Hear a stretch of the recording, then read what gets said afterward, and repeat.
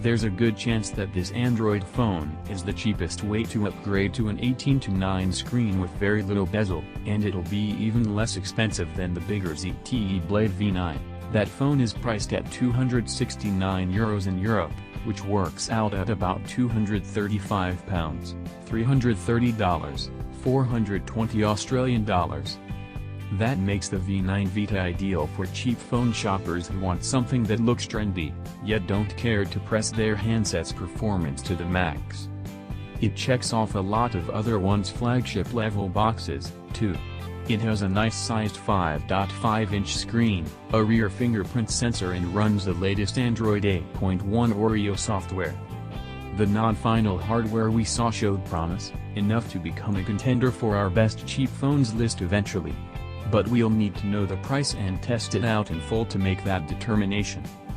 The ZTE Blade V9 Vita is the cheap and light alternative to the normal-sized V9 with dimensions of 146.8 by 68.7 by 7.6 mm.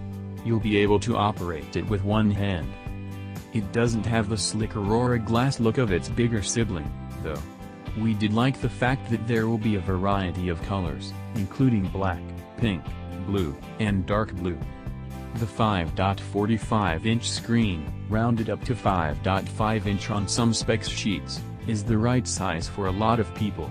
You'll find the tall 18:9 aspect ratio and minimal bezel distract from the fairly noticeable HD resolution at just 720p. We would have also liked to seen more the ability to wake the device by tapping or double tapping to the screen, but you can't expect everything at a low price. The ZTE Blade V9 Vita does include a fingerprint sensor on the back and a 3.5mm headphone jack, features you don't even get in the high-end iPhone X.